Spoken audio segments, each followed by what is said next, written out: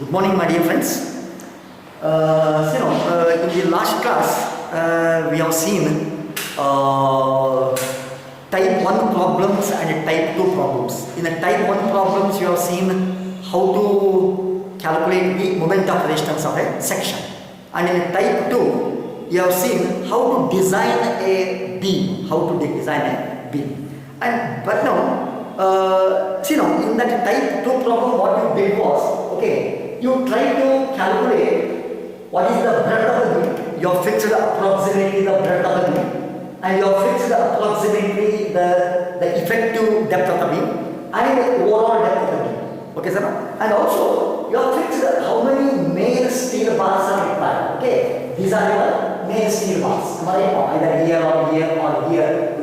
These are your main steel bars. Okay, so these main steel bars, how much area of steel you require? You have studied it. How to calculate it and all by using the different equations you have seen it. So now, in this chapter, now let's go to another important chapter, wherein we are going to now study detailed design of singly reinforced beams. Detailed design.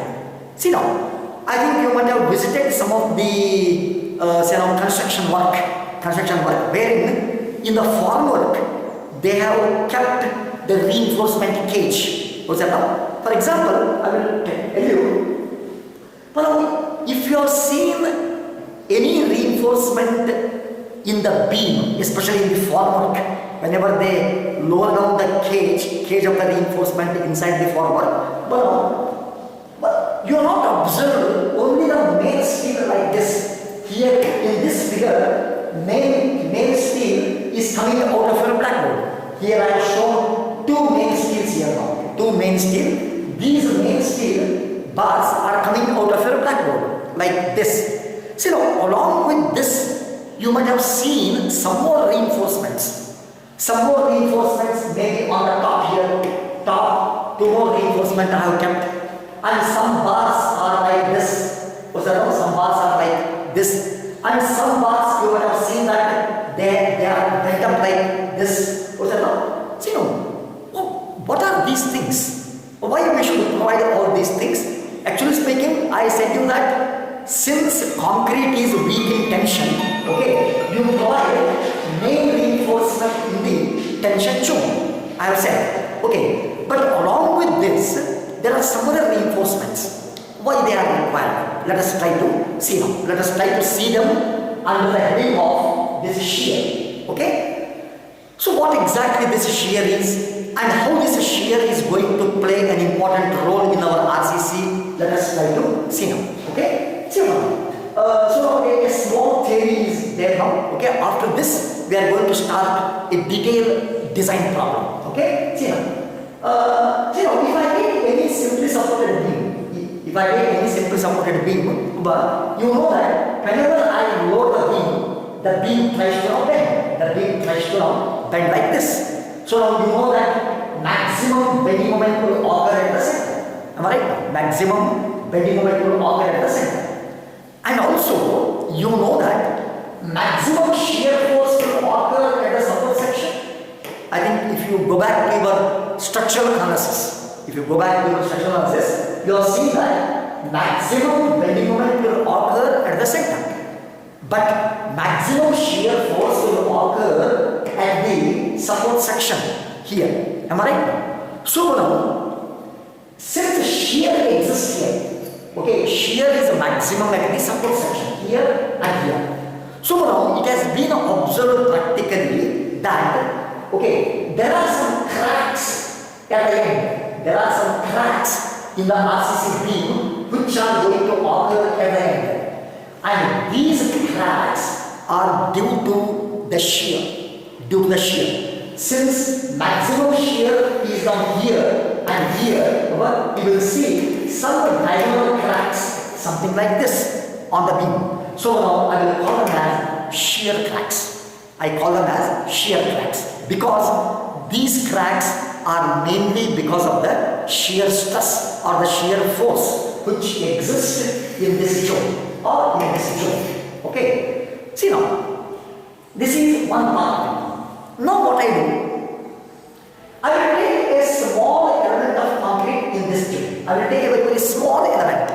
small element, and this is that element, and this element now I am exaggerating it to million times. Okay, I have chosen here a small element here now, and here I have exaggerated it to million times.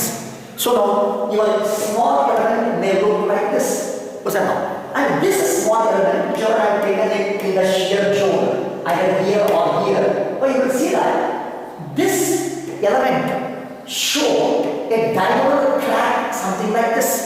Show a diagonal crack. Why this diagonal crack will occur? Let us try to see now. Come on.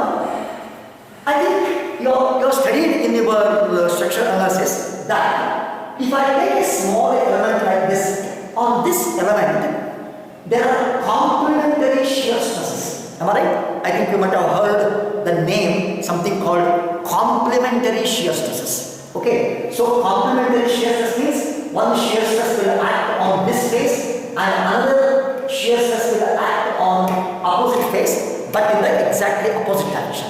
If this acts up, this will act down. Similarly, here shear stress or shear force is now acting in this direction. Here it is acting in this direction. So now these are called complementary shear stresses or complementary shear forces. Okay, you take any element in this zone. Okay, any element in this zone, you will see complementary shear stresses. Okay, see now what happens is, suppose now you study this thing now.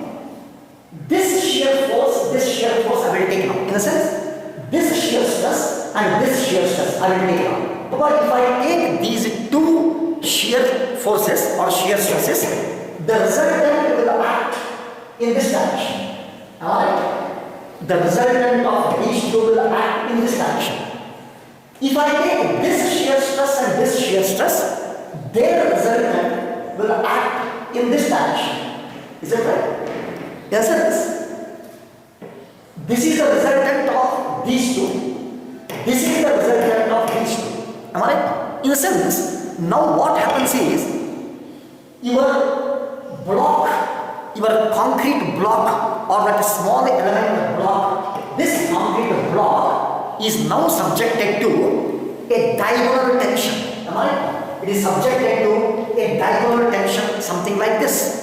Is it right or not? This is in this direction, this force is in this direction. So now your entire element is now subjected to diagonal tension, I say. And since this tension force, this tensile force is acting on the diagonal, I will call it as diagonal tensile force or diagonal tensile stress. Am I right? So what it does, this diagonal tension, what it does is, since concrete is very, very weak in tension, okay, concrete is very, very weak in tension. We have seen it in the first chapter. Okay, since concrete is very, very weak in tension, and since this concrete block is now subjected to tensile force, your concrete cannot withstand this tensile force.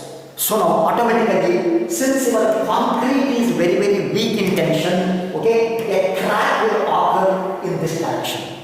A crack will occur immediately along this line. Am I right, Dr. Okay, so this is now diagonal tensile force. Okay, diagonal tension we call it as, and because of this diagonal tension, okay, a crack will occur in this direction, or a crack is going to appear in this diagonal.